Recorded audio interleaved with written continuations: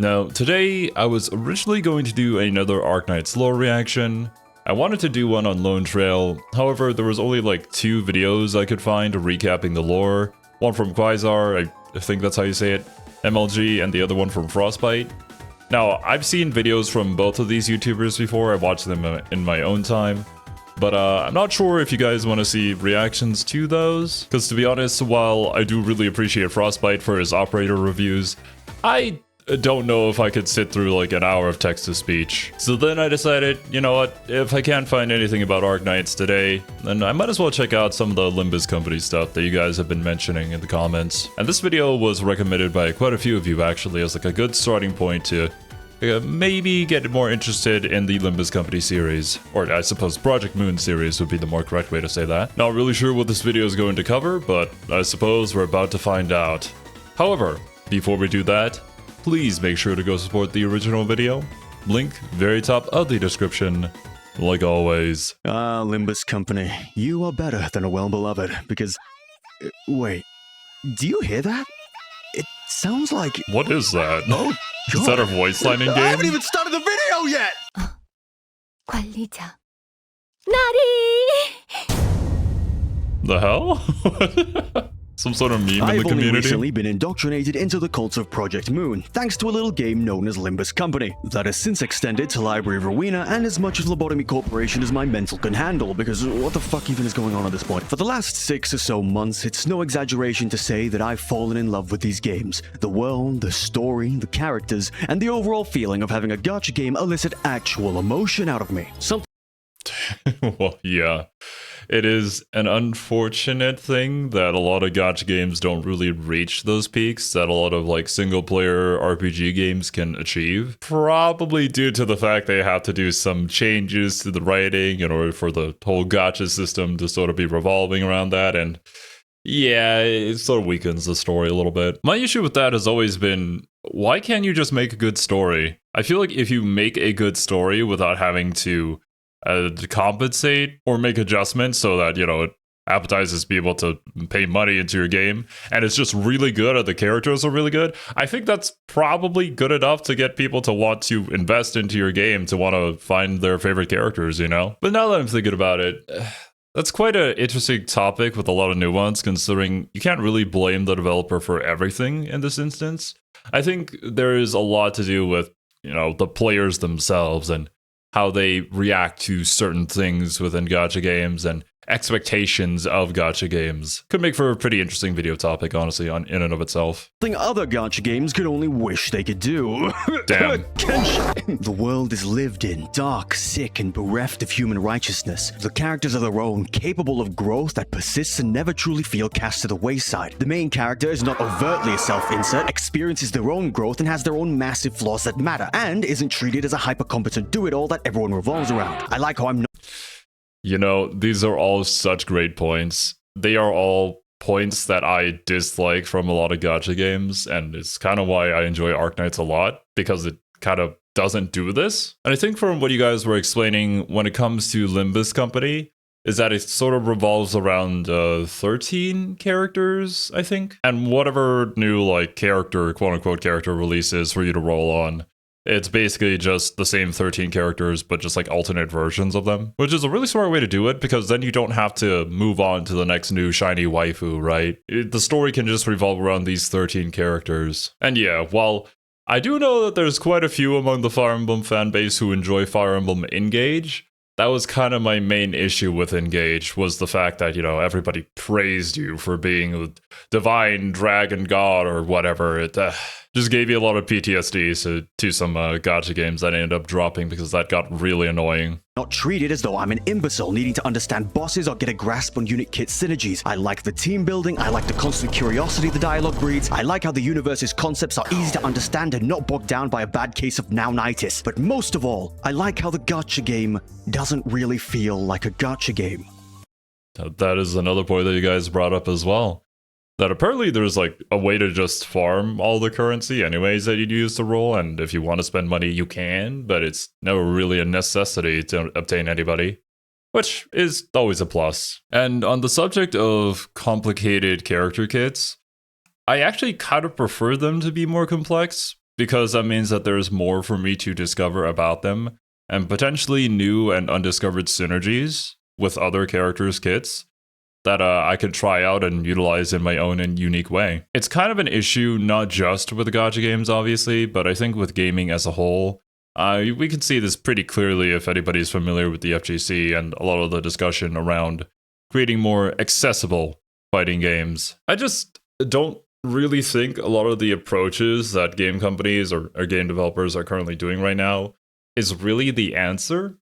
I don't think making it, hand-holdy, baby-brained, sort of simple to understand and simple to execute is really going to make people want to invest more time into it. I think it's more so a matter of content and interest. Like, if you create something interesting enough to the point where people want to invest and learn about it, then they can dive into the more complex mechanics of a game. But that's still like a balancing act where it has to be complex enough for there to be depth, but not so complex that it's impossible to like get into in the first place. You can still go in and do some really cool shit by just pressing a few buttons, right? But if you really want to do the extremely cool shit pretty consistently, then you're going to have to invest some time into reading character kits, learning how to execute certain moves, stuff like that. It's, in my opinion, a matter of content rather than accessibility or ease of play. And yet, between all those thoughts, I can't help but wonder why more people aren't talking about Limbus Company. Project Moon is a relatively small indie game company based in South Korea, consisting of around 50 employees. Their repertoire consists of Hell on Earth, Peak Cinema, and the worst of the three, apparently. It's not hard to get the idea that they really came from nothing, as it were, with Lobotomy Corporation looking like it had the budget of 5 cents and a bowl of lint, which was kind of the case because it was originally a failed Kickstarter game. Lobotomy Corp was marketed as an SCP-inspired monster management simulator, garnering around $3.3 thousand. Yeah, I remember, I believe it was Ito actually who commented this, that it was more so like a profit-minded SCP corporation rather than the example that I had given, which was like the Fallout Vaults situation. So yeah, I can certainly see where the roots are from this game. And definitely a lot of correlations with stuff that I've learned from SCP. Of the initially proposed 40,000 goal with its small demo. And for most people, well, that'd be that. No funding means no development, which should have meant no game. But my cute CEO, Kim Ji-hoon, said no, I don't think that's the case, and ended up tirelessly working with the feedback given to them, incorporating the limitations put forward by the game engine and lacking art assets into the story itself, so there was at least a reason for it. What the game lacked. Props for that, because even games that get fully funded, even past their goal, sometimes never end up getting made. Because they just take the money and go. Yeah, right? So the fact that it didn't reach its goal and yet the game was still made is pretty amazing. In visual interface ingenuity, they made up for with gameplay and story ingenuity. Kim Ji-hoon and his buddies from the anime club would make this game Kickstarter be damned. Make it a steaming pile of dog shit! Because for all the violet midnights and low-key softlock abnormality combinations you can unfortunately stumble upon, Lobotomy Corporation was a wonderfully thought-out game that introduces the beloved concepts of the PM-verse and spurred on the creation of Project Moon's other more well-crafted titles. Concepts like the setting of the city, a complete dystopia. I mean, hey, you gotta start from somewhere. And if this was the basis for all the really cool lore that we learned a bit about from the other videos that we've taken a look at, then I think it has its value. But I do recall, even in the comment section, people mentioning, probably don't play that one. that one is a bit rough around the edges. You could say the same about something like the original Nier Replicant. I think it's called Nier Gestalt. That one is tough to play. But a lot of games that Yoko Taro made in the past were just really tough to play. Sometimes because of budget cuts, other times on purpose. If you're not familiar with Nier though, I do highly recommend Nier Automata and Nier Replicant. Probably play Replicant first, you might as well, it's where things begin essentially. But I think a lot of the changes they made to Replicant made it so much better and a lot more tolerable to play. lacking in humanity, or perhaps is poisoned by it. After all, only those deemed human may preside within its walls. It's like Disneyland for psychopaths, and sociopaths, and empaths, capitalists, nihilists, cabals, and fucking clowns. One hell of a place to take up the art of comedy. But Lobotomy Corporation plants the seed, pun intended, that even in a place as utterly wretched as this, hope can be just around the corner, grown within the very people that seem so clearly woeful. And goddamn did that game sell. The tagline of I mean, hell yeah. Wait, Jack played it? What? I think this is something a lot of series, and I guess because it's relevant to the topic, a lot of gacha games don't really understand, is that hope for the viewer, for the reader, it really only truly shines when surrounded by despair. And there's something to compare it to, right? When actions have consequences and not everything is a happy ending and there are actual stakes to a story. When there are stakes, that's when people get invested. It's not when everything goes happy, hunky-dory all the time and you know exactly how it's going to go, that the new waifu is going to make it past whatever event that they're going through, because obviously they're a gacha character, so they just can't die and everybody has plot armor, and we're going to win because we're the ultimate god. It's just like, there's nothing here for me to root for. There's nothing there for me to get invested in. There's just nothing interesting about that kind of story. But obviously, you know, I can't speak for everybody. A lot of people enjoy that kind of stuff. I'm an enjoyer of dark fantasy, so maybe I'm just fucked up. An SCP management game really worked wonders, turning some pretty large heads around. And I can't even really name another game that has that same premise. Does My Singing Monsters count? Also, don't play the game unless you hate yourself. It's like 150 hours of pure unadulterated pain. The direct sequel to Lobotomy Corporation, Library of Rowena, was an excuse to develop the strongest part of the previous title, the world itself. It very much helps that the main two protagonists are a clueless sentient robot who wishes to learn more about the city, and a denizen of the city who knows its ins and outs perhaps a little too intimately. Its gameplay loop, a deck-building, turn-based RPG system with some RNG sprinkled in, allowed for a multifaceted experience many people loved. Loved so much they made it the monetization model of their next game, but we'll get to that. Library of Rowena wasn't as popular as Lobotomy Corporation despite it being a massive step up for the company. That's not to say it didn't do well, it did. Simply the premise wasn't as immediately interesting as something so clearly as inspired as its predecessor. People who played the game more than likely came from Lobotomy Corp wanting to learn more about the universe and the characters. Also the music, Jesus, don't get me started. From the floor themes to any Millie song, I'm sure you've heard something from this game before without realizing it. This 2-for-2 I mean, probably. Like, I'm sure that there's music here and there being used by other YouTubers that I would recognize, just never knew where it came from. That's sort of been my experience here on this channel when we were learning about news theories, that, wait a minute, I feel like I've heard this thing before. Record when it came to games would soon become 3 for 3, with the release of Limbus Company in 2023. Okay, maybe not immediately. The game had very obvious problems from the get-go, most notably of which was the fact that it was gacha. Ugh, the word causes a deep stirring in my loins. Oh no! Was that the $500 incident with the credit card pulling for Farina? Even I knew about that. I don't play Genshin anymore, but damn.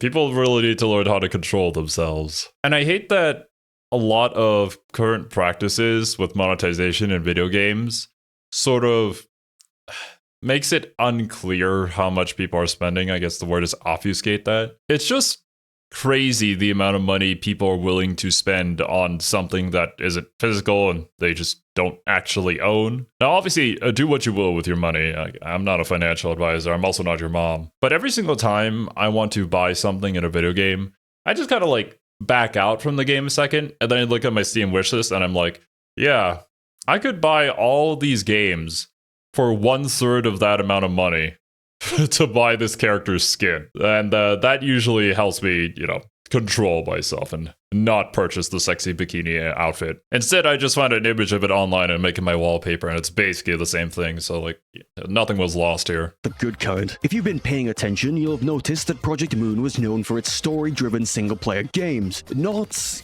Gotcha. There is a Oh, difference. this When dude. the factorial slop of gacha is so prevalent with its countless little practices made to waste both your time and your money, the caution the Love in deep fanbase had space. towards Project Moon's new game was warranted. But it was all ultimately for naught, because this game managed to take the things that made all the previous games so good and packaged it into a simple enough format to be enjoyed by the casual audience that preside within this precarious genre. And if you play the game for longer than an hour, you realize very quickly that Project Moon loves you. Yes, you heard me. Kim Ji-hoon specifically thanks you for playing Limbus Company. Glory be to Limbus Company, glory be to Project Moon, and in the words of our cute CEO himself, may he attain wealth and fame almighty.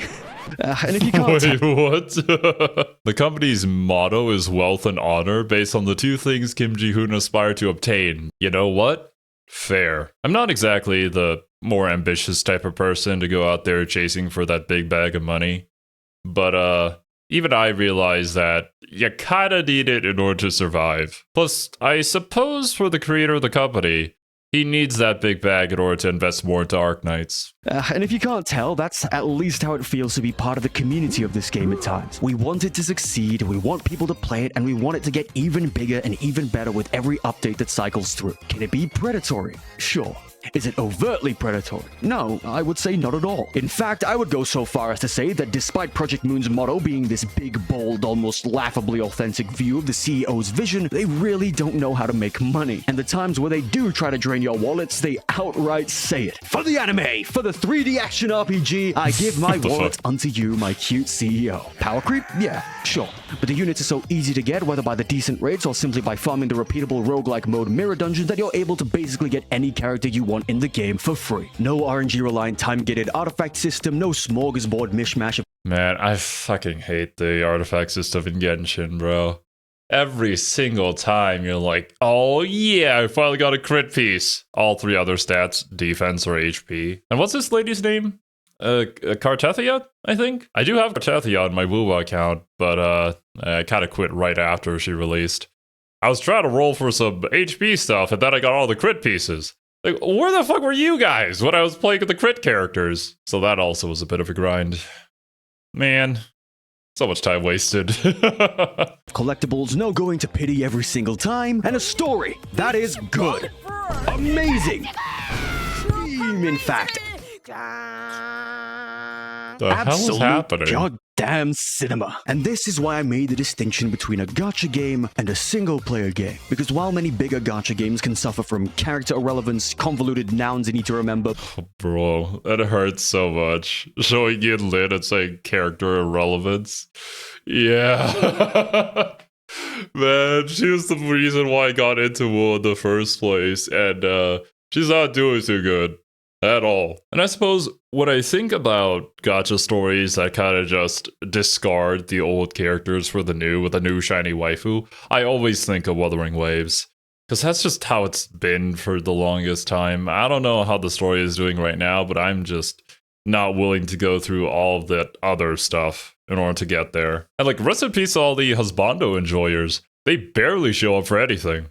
bloated dialogue and in-your-face unit shilling, Limbus Company draws from its roots as a narrative-driven experience and provides you simply with an excellent story-based game. There are levels to this, right? To combat character irrelevance, the main cast consists of 12 sinners, including the main character, their guide, Virgilius, and his weird monochrome adopted daughter, Charon. I think she's autistic. Also, she drives a Limbus and is my favorite character. Yahoo! You pull for versions of these characters from alternate universes, and each sinner remains a mainstay in every bit of story that you get. When it comes to Nounitis, which, if you aren't familiar, is a common problem in original fictional worlds, normally diagnosed in Harry Potter notebooks of overzealous 15-year-olds who think making fake words that sound cool equals good world building.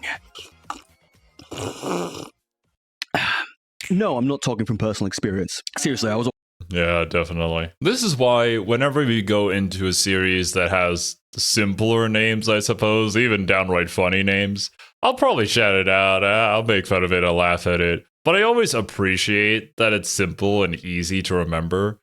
Because, especially if you're doing like other things too, playing other games, for me as a content creator, like I play different games basically every day of the week. So when you have something that is very specific to a game that doesn't sound very natural, and it's hard to remember, Yeah, I'm just not gonna remember it. I'm not gonna think about it. I was more of an Undertale kid. In fact, to prove this, let me give you a rundown of the setting in under a minute. People live in the city. Non-people live outside in the outskirts. Districts compose the city, which are all named after a letter. Each district contains a nest, which is the city proper, and the back streets, which are the slums. Each nest has a wing, which is a mega corporation that supports the city as a whole with its unique technology called a singularity. The leading body of the city is known as the head, which is comprised of districts A, B, and C, no relation. Nobody really knows anything about them. You're not supposed to. People can hire certain others to fix their problems, called fixers. Fixers can be part of offices, which are individually owned businesses, or associations, which are massive scale companies in their own right, of which there are 12, all named after a number. Fixes themselves are also graded by numbers, going from grade 9 to grade 1, with only the most legendary fixes being awarded a color, of which there can only be one per color at any given time. Also, abnormalities are monsters extracted from the mind, which were invented by L Corp. Distortions are people who turn into monsters because of their feelings, which was also L Corp's fault, with ego being the result of preventing your own distortion through sheer force of will. There's also another type extracted from abnormalities, taking on their properties instead of being unique to you. These concepts are all kind of linked. And time! How'd I do? I wrote that not knowing how long it'd take to say it all, so that's pretty good. Hopefully you got all that. And if you still think that's confusing, I challenge you to do the same with your favorite gacha game and still make it comprehensive. What Limbus does is make all the keywords commonly used ones, so you can intuit their meaning and form a proper mental connection between the word and the position in the setting.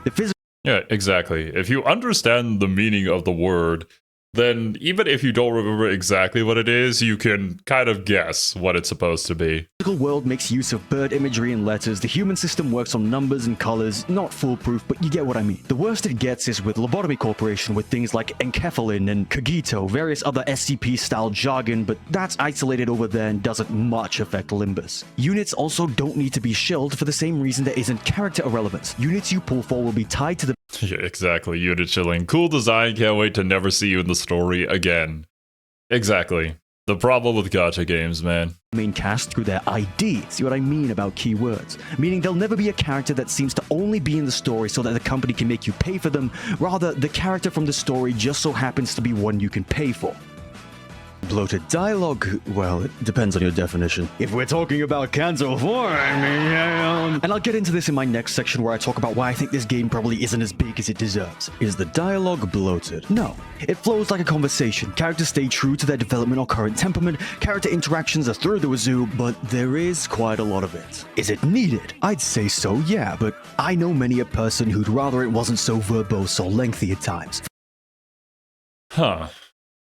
That, I think, is always going to end up being a matter of preference. I don't really think there's a guideline necessarily to how much dialogue there should be or shouldn't be. In fact, sometimes it's a style of writing that can be very engaging as long as you're good at writing dialogue. Like, dialogue itself can be very fun and engaging, despite no action happening and it just being dialogue. And from another angle, perhaps it is quite necessary for world building, considering the character that is saying the line of dialogue, and whether they're just more long-winded, whether they're trying to express something, some sort of subtext beneath what they're saying too. And it's not like everything that we do and say is completely succinct, straightforward, and to the point.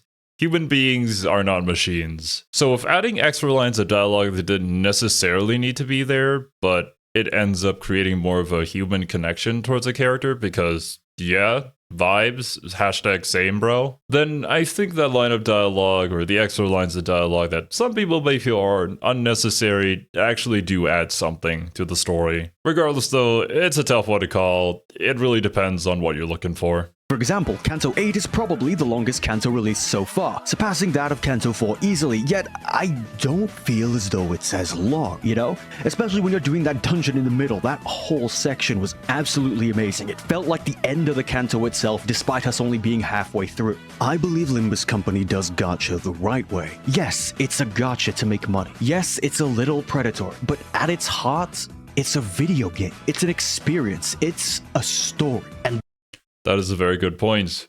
I do feel like a lot of gacha games forget to be a video game. And unfortunately, I also think that a lot of gacha players approach video games with the mindset that it's supposed to be a gacha game. And so they end up just not enjoying it. Sometimes I do think it's healthy to just take a step back. Let's not think about how to fully optimize the amount of time that we spend and complete all the dailies and whatnot, and just enjoy the experience. Now, before somebody points this out, Do as I say, not as I do, because that is something that I myself am also personally working on. I'm kind of a perfectionist a little bit, and I do love to hyper optimize a lot of things, and sometimes that could lead to me hyper optimizing the fun out of something. Or as a YouTuber, whenever I'm playing a game, I'm like, you know what? Maybe I'm not going to play this because I'm probably going to play this on stream, and so chat can join me for this. But then I never get to really enjoy a game by myself, you know? I'm changing things this year, and hopefully it'll get better, but yeah, it's a tough mindset to get rid of, so I can somewhat understand, but you just gotta practice taking a step back more often than not and looking at yourself, reassessing the situation. That comes before the attempts Project Moon makes to rake in the dollars. You can say whatever you want about companies being all inherently evil, but at the very least, when one is authentic and honest, it breeds a kind of respect almost equivalent to loyalty. Because that's what it feels as though Project Moon, the indie video game company, wants, not your wallet. And nothing is more authentic than going live as the CEO of your company with your VTuber model, playing your own roguelike mode, and feeding your most hated unit to the man-eating Christmas goblins because you regret making him so strong. With all my praise out of the way, I think it's about time I talk about the game's shortcomings, at least when it comes to general popularity and widespread appeal.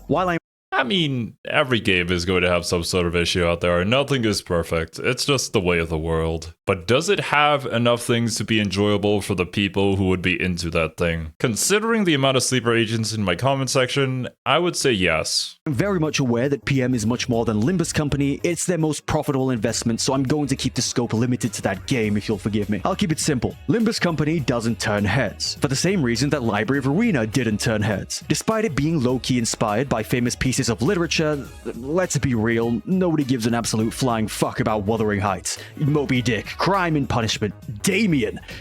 What? This is just gay erotica. Oh, wait, that's the Wattpad version. Apparently the real one's not so far off. LobCorp was SCP-inspired, tapping into the immense... Hey, the Volgun. Man, this is giving me so many good memories.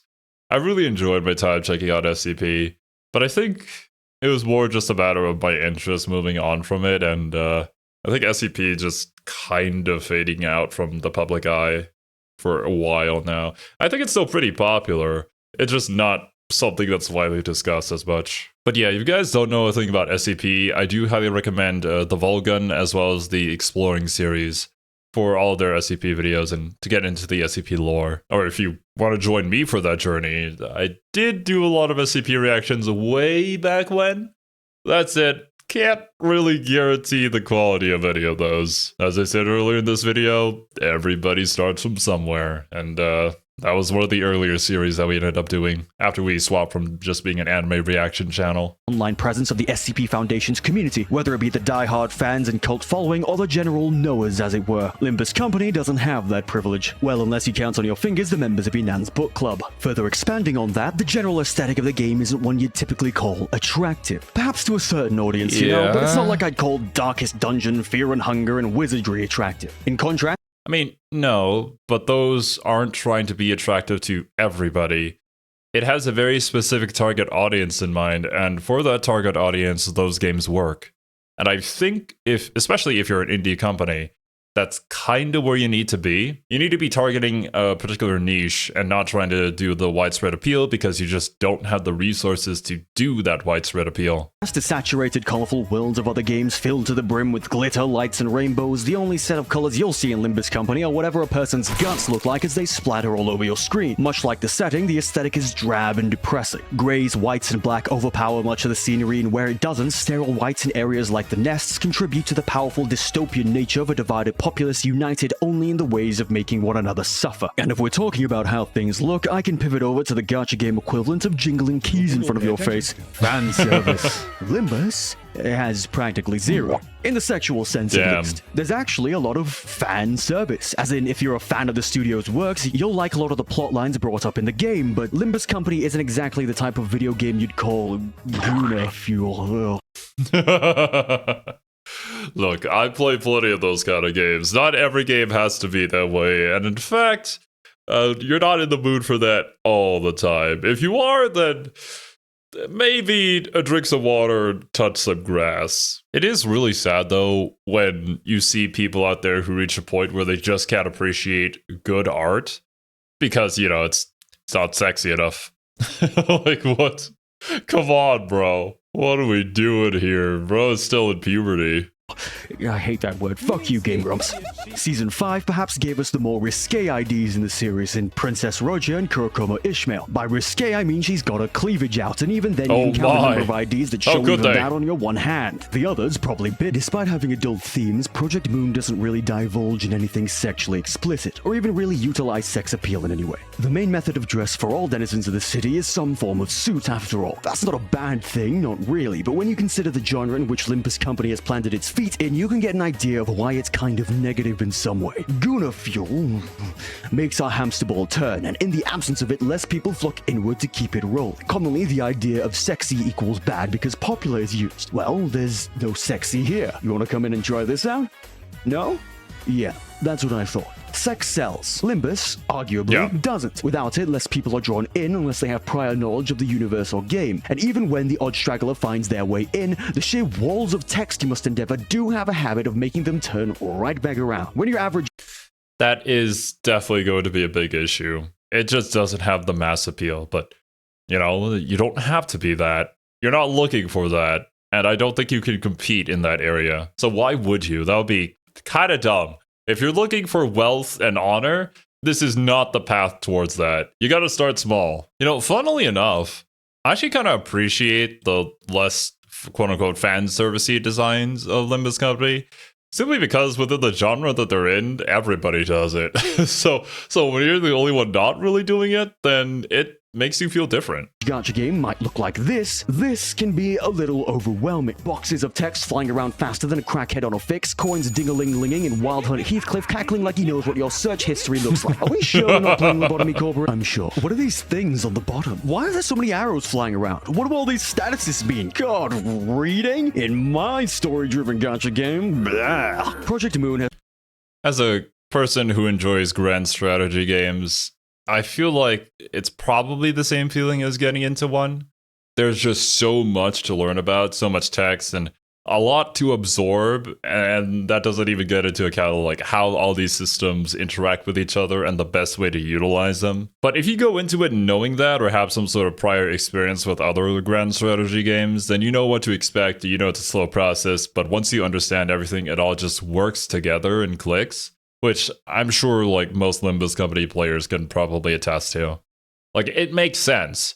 But to an outsider like me looking at all those arrows and whatnot, I don't understand it yet. I just know that I would if I played it. Has never made their game super intuitive, let's say. They've always had problems with things being more complicated than they make it out to be, putting emphasis on the wrong things, or outright not explaining particular mechanics. Could you believe I didn't know how to offset guards until halfway through Canto 4? The answer is yes, you probably could if you know what the tutorial is like, because they make it seem more like Candy Crush than anything else. Seriously, resonance is only important for like 2 teams in the entire game. Speaking truthfully, the game is about as hard as it looks, but not as difficult as you think. By that, I mean you just have to read passives, kits, bosses, maybe a bit of mental maths for Clash Power if you're feeling up to it, or just watch these videos by SU. But if we're at that point, then yes, there probably is a reason why the game is considered a little overwhelming to new players. Yeah, it's tough. I think a lot of video games suffer from this. Once again, going back to fighting games too. A lot of fighting games don't have good in-game tutorials, and kind of demands that you go outside and search for external resources from like FGC players who play the game, making guides and stuff like that. There are some really good tutorials out there though, like with Under Night In-Birth 2, which really surprised me. Like, if you're completely new to a fighting game, it's pretty complicated, but the tutorial just takes you through every single step. Regardless though, I almost feel like it's a bit of a rite of passage of sorts, in a way. Because when you look at a game like, say, Dark Souls, I don't think Dark Souls holds your hand at all at any point, or really truly explains how things are supposed to work, or there isn't really any pop-up tutorial thing that'll show up on your screen to tell you to level this up in order to defeat the next boss, or like what moves you have to do to defeat it. You just kind of have to figure it out on your own. And that's sort of where video games, at least a lot of video games that I've learned about so far, have kind of started with trial and error. There is that joy of discovering something that, you know, maybe the tutorial never really fully explained to you, and it just working for you. But yeah, I can see the issues with that, where you might not be invested enough to get to that point. will say people overblow the difficulty of this game to an elitist level at times, but a basic understanding of how clashing and speed works is all it takes to clear the contents of the story. Speaking of the story, let's touch on that. It's long. Not as long as, say, Arknights. I think that story's well surpassed the length of the fucking Bible. Hell, I wouldn't even call this story lengthy in general, but it may feel that way because it's not 3D. It doesn't have animations, you aren't going around talking to NPCs, you are playing a visual novel with combat nodes in the place of choices. What gets Visual novels are an interesting medium that isn't for everybody. I wouldn't say that it's for me.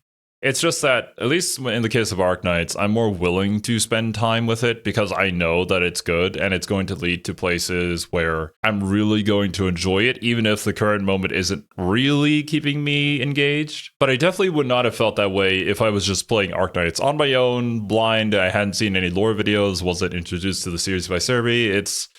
It's pretty tough to sell people on visual novels. You could say the same thing too about strategy turn-based games, where a lot of people may find them boring in general. But I think at that point, it's really just a matter of personal preference, and people are just different. Brains are wired differently. You through that is the interest hopefully bred through the concept of the universe and a connection to the characters and the will to see their stories and development. It does suffer a little from the gacha game curse of only getting good halfway in, but it hardly takes any time relatively. Kanto 1 suffers from being the first Kanto and so needs to establish character dynamics, villains, stakes, etc. Kanto 2 suffers because the main focus character doesn't really resolve anything by the end of it, and Kanto 3 is where the game really hits its stride and finds its formula. The sinner must wholly confront their past, face their trauma, and realize themselves by the end of it. If you're a Project Moon... Very curious, actually, like, why do we have the gacha game curse? Why is that a thing?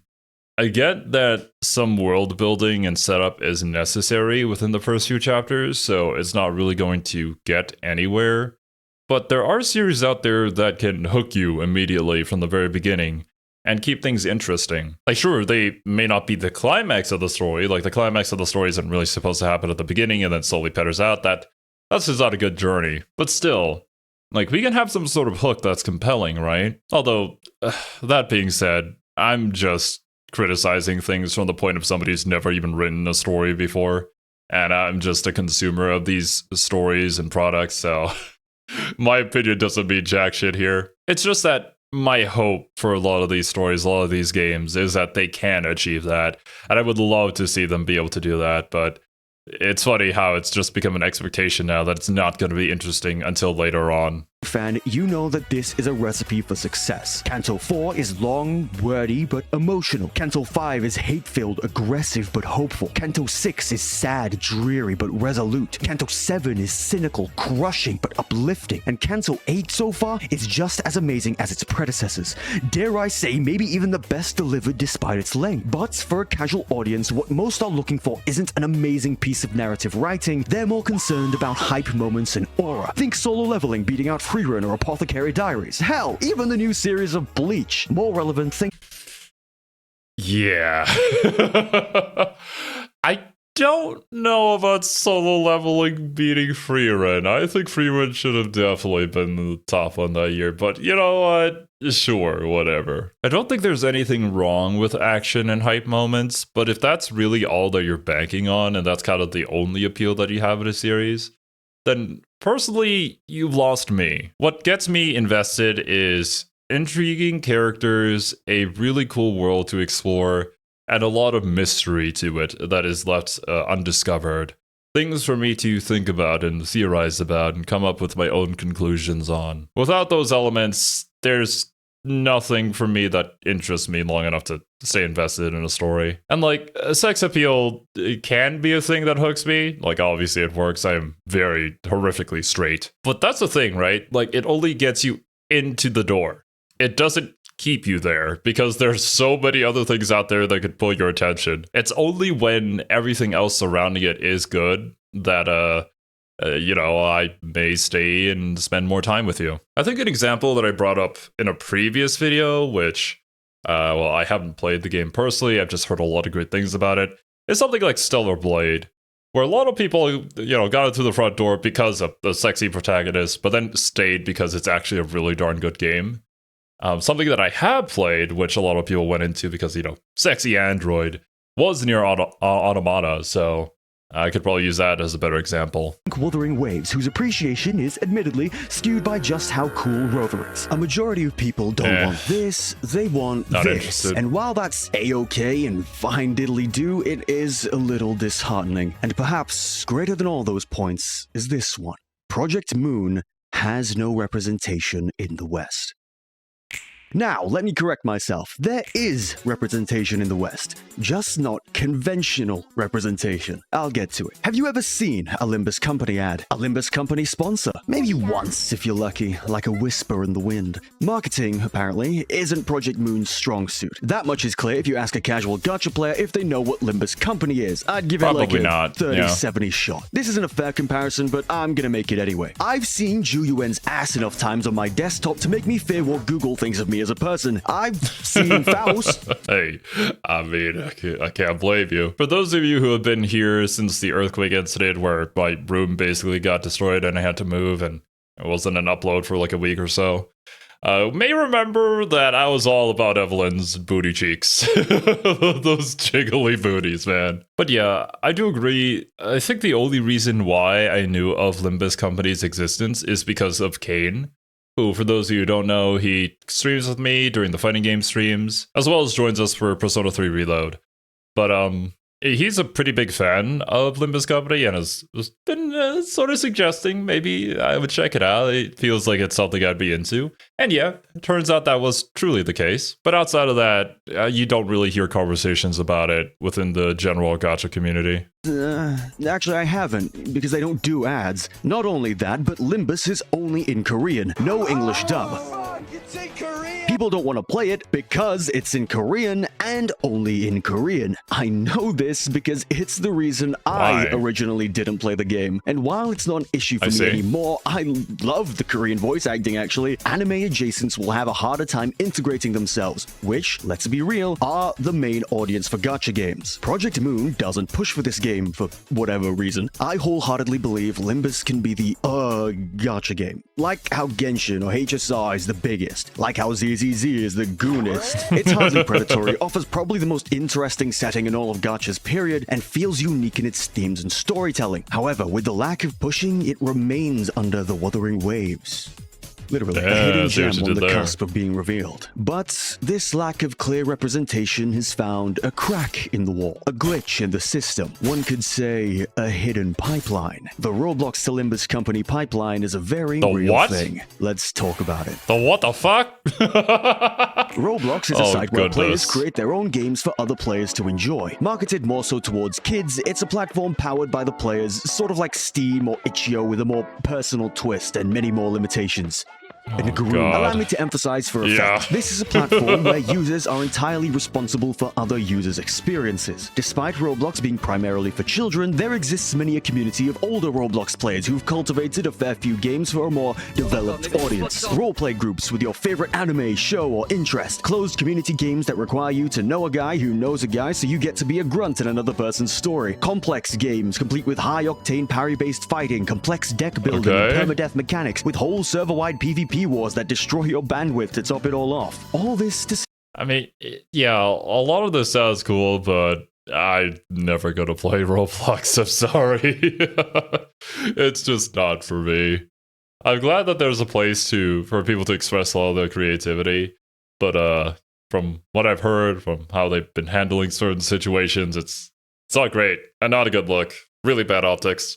Project Moon, a studio for a more mature audience, somehow wormed its way into these communities through the odd fan or two. It started maybe with a few tongue-in-cheek references in a game. It grew to adding weapons from Lobotomy Corporation or Library of Arena in another. Then another. Maybe in a game less serious for a younger audience. Then another. Maybe a whole character or two this time. Multiple iterations of the same thing repeated, like IDs from Mirror World spreading further and further, at times being added simply because these things were rad rather than because they liked the source material. At this point, one might ask, why not make a game? Well, they did. Limbus Game, a battleground where you can fight others as your favorite ID. Archived, an MMO-style RPG taking place in the city where you can challenge the library, join an association, make an office, realize your own ego, much like the characters from the games it was based on. People thought, oh, this is cool, I wonder where it's from. And before you knew it, Project Moon had somehow grown to be represented in Roblox, of all places.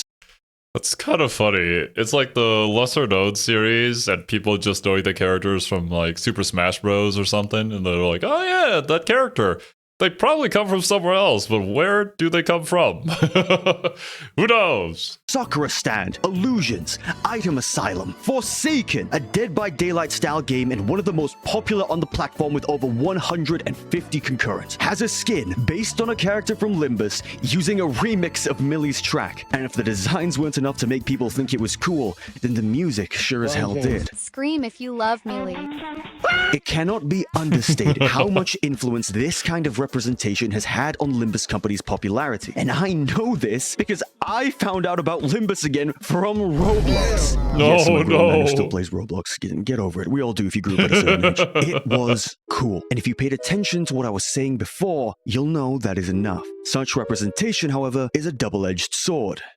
Obviously. Kids ruin everything. Fandoms, communities, True. games, marriages. They're dumb, easily influenced, unfunny, and most of all, act like they know things they don't. But it's the hand the community was dealt. It didn't help that the Project Moon universe caters to the lowest common denominator, aka power scalers with the very existence of fixes. But, as I said earlier, the keywords are easy to understand, and the concepts are grim. That is, interesting at a base level. The trickle-down effect of an intended audience, combined with a bit of reproduction and a very lucky inclusion and subsequent boom of a game on a children's platform, has allowed Limbus Company to be contracted with a very severe case of BAFPUMS, baby's first problematic piece of media syndrome. There will. Oh no. Oh shit. He wasn't lying when he said that children ruin everything. Man, imagine these people learn about Berserk. Now, I think the issue is that when you're a hammer, everything becomes a nail. When you go around looking for it, then yeah, everything's gonna look like problematic media. Actually, I'm probably not gonna do that, yeah. I was thinking whether I should have the whole discussion about it. I think the people who watch me mostly are mature enough to realize that there's nuance in the world. That is a thing that exists, even though it has sort of died on the internet and people will say whatever they need to in order to get views. Workshop it. Thus, the gatekeeping began, the community became more obnoxious, which, let's be real, you all were already, and a bad rep started to be guarded. We were, after all, refugees from Roblox. Not the greatest tag, I'll say. At least the memes go better. And yet, despite this double-edged sword, I could never really condemn my brethren because, in the end, we were what the community needed. We were the glue. No, we were the representation. Word of mouth. Younger fans, like it or not, are more zealous. They make for good cult material, perhaps to a detriment at times, but if Project Moon wasn't going to go the full 9 yards for their game, these ones sure will. They'll badger, they'll annoy, they'll backseat, they'll nitpick, they'll wrongly quote, they'll shill this game, and I'm pretty sure half of them have never even played it. Should they even know about the game? Kind of just reminds me of all the Persona 5 fans who are fans of Persona 5 that have never played Persona 5, and they'll have opinions about the game that aren't true. They just don't actually happen in the game. I don't know what people are on about. I will say though that at least for the people who have found my videos, at least when it comes to like stuff like Arknights and Limbus Company, everybody's been pretty chill about it. Like, sure, you have the memes being dropped and whatnot of the sleeper agents activating or the hive mind coming, but it's not like anybody here is sitting here criticizing my points and opinions about the game because they slightly differ from their points and opinions about a game that they probably never played. Which has happened to me before. As somebody who explores many different fandoms, that's just the natural way of things. To the point where some comment sections I just don't go into. But I do think it's a pretty common trend when it comes to the more niche series, let's say, that the communities around it are generally going to be nicer than some of the more popular ones. More than likely due to the fact that just by the sheer amount of people, and if like 1 out of 100 people are that way, then there's just going to be more of them showing up. But in the like niche, smaller communities that I'm a part of, it's more so the attitude of, oh, thank goodness somebody actually found it and enjoys it. Like, man, it makes me think of when I first got into the series the first time, and helps me remember how I felt when I first experienced it and enjoyed it the same way. In the first place? Well, but how are we gonna stop them? And that's sort of what I want to get at. Attention is only good for the community. I talked about sponsors. Well, Project Moon actually did sponsor someone. Shirakami Fubuki from Hololive. Yes, that one. In terms of representation, popular VTubers like Himemi Array and to a lesser extent Tenma Miami are stalwart bastions for the Project Moon games. Forgoing the facade of a pixelated visage, Lakari, notorious Blue Archive fan, played through all of Lobotomy Corporation, God Rest His Soul, and Library of Arena to upwards of 2,000 concurrent. Genazad played all the way through to Kanto 7 as of writing this video to nearly the same amount. And hate him or absolutely despise him, Tectone, the bald, angry Genshin demon from the year 2021, punished all Limbus Company fans with his presence as he rose from hell to face us. Thank God he only played until Kanto 4. And I'll say it again, this is only good for the growth of the community. To get... Man, wow. I don't know if I can agree with that.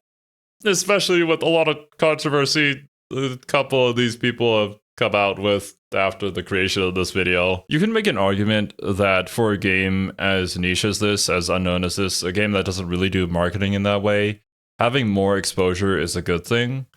But statements like all publicity is good publicity isn't something I could agree with. That's not to say that good things can't happen from these kind of things. Like somebody maybe discovered it from those creators and actually tried out the game and genuinely enjoyed it, and now, you know, they're having a great time playing the game. And that's awesome.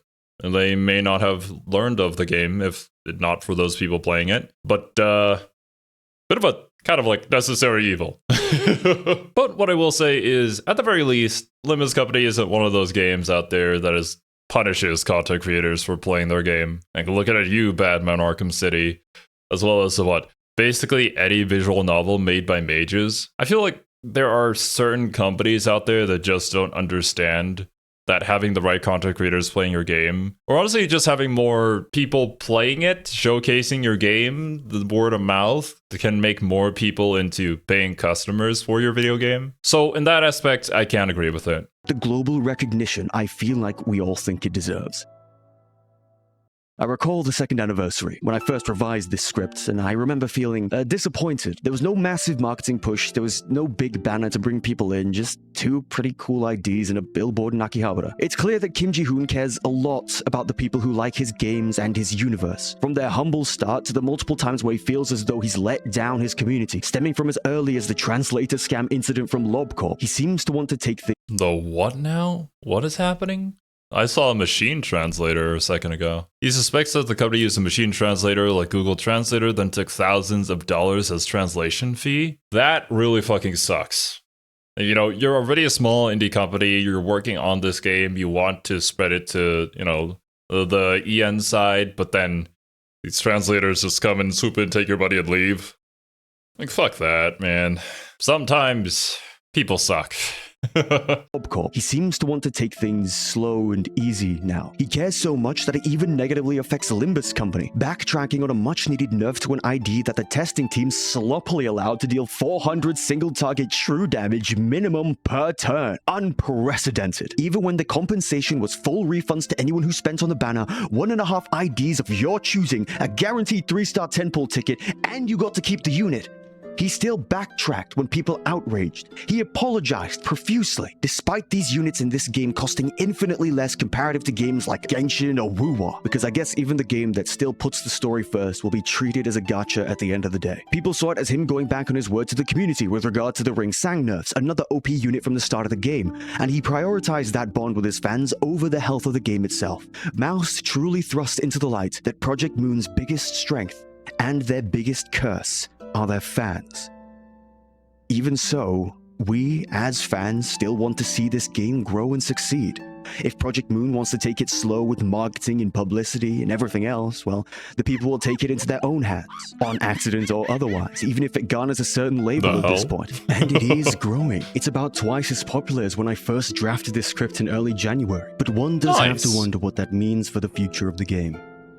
Much like the message of their games, it is now up to the people. The seeds have been sown, and it is up to us to help them bloom.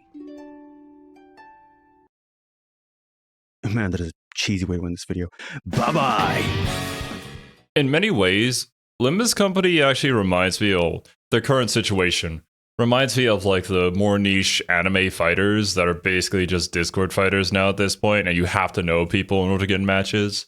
But there's just a very passionate community surrounding it that really wants it to get out there. It just doesn't get the marketing budget that all the other bigger gacha games within the sphere get. And also runs with ideas that aren't necessarily general appeal, but that's the whole appeal of it. Because it's not a product that's made for everybody, which I don't think anything should be. It's always really nice, though, to see videos like this, as well as like the lore videos that we checked out on Arc Nights, that let people know about the game and how cool it is. And, you know, people wouldn't spend time making these kind of games if there wasn't anything good there. There has to be something compelling enough to motivate people to do this. And from what we've seen so far of Limbus Company, I think that there's definitely a lot of really good stuff there. Now, I'm sure the question is, would I try out the game? Perhaps someday? I think the best answer here is when the time is right. I've got a lot on my plate at the moment, but now that I know Limbus Company, and I definitely think it'd be something up my alley, then the chances aren't zero. Regardless, though, thank you guys so much for joining me. Hope you guys enjoyed your time here. Hope you have a wonderful rest of your day. And I'll catch you guys in the next one.